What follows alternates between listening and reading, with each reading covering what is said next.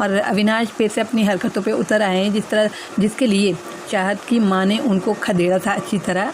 कशिश ने खदेड़ा था, चाहत की मम्मी ने खदेड़ा था। और अभी टास्क में वो नॉमिनेशन वाले वो फिर से सीरियस हो गए और फिर से पॉक करने लगे चाहत को, है ना। लगता है चाहत की मम्मी को एक बार और आना पड़ेगा बिग बॉस के हाउस में। तो फिर से उन्होंने अपनी हरकत दिखाई जैसे कि अविनाश दिखाते हैं, जिसकी वजह से वो हेट के शिकार होते हैं।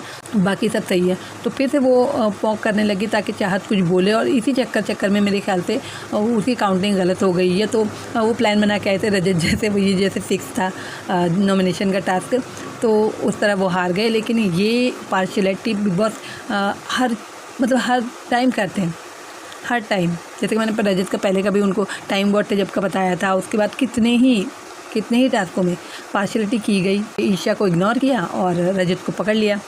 तो बिग बॉस ये टास्क कराते ही नहीं, सीधे नॉमिनेट कर देते।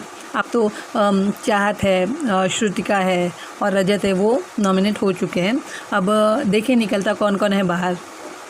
तो ऐसा ठीक नहीं है। बाकी जो करण बहुत ज़्यादा गुस्सा हो गया शिल्पा पे, वो भी इसलिए कि वो सॉरी बोल रही, सामने वाला सॉरी ले रहा है तो आप सॉरी दो ना, बोलो उनको।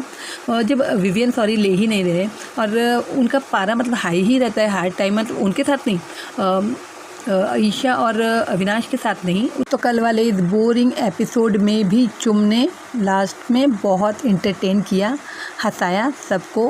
एक चिल्ला के बोला, जंग बहादुर की तरह चिल्ला के उसने बोला, बातें की ईशा अविनाश से।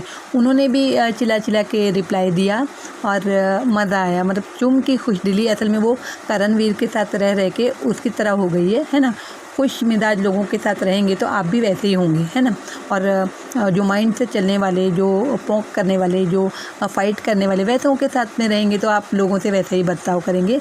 इसलिए कहीं ना कहीं चुम है, शिल्पा है, करण के साथ रह के वो उसकी तरह हंसी मजाक और ठंडा दिमाग, तो इस सब में ढल गए हैं। अब जीत के करीब पहुंचने वाले हैं, ख़त्म ही होने वाला है बिग बॉस, तो वो उनकी तरह हो जाते हैं। जो उनकी टीम में, यानी अविनाश की टीम में जो जाते हैं वो उनके जैसे हो जाते हैं। करण की टीम में जो हैं वो करण जैसे हैं, ठीक है ना।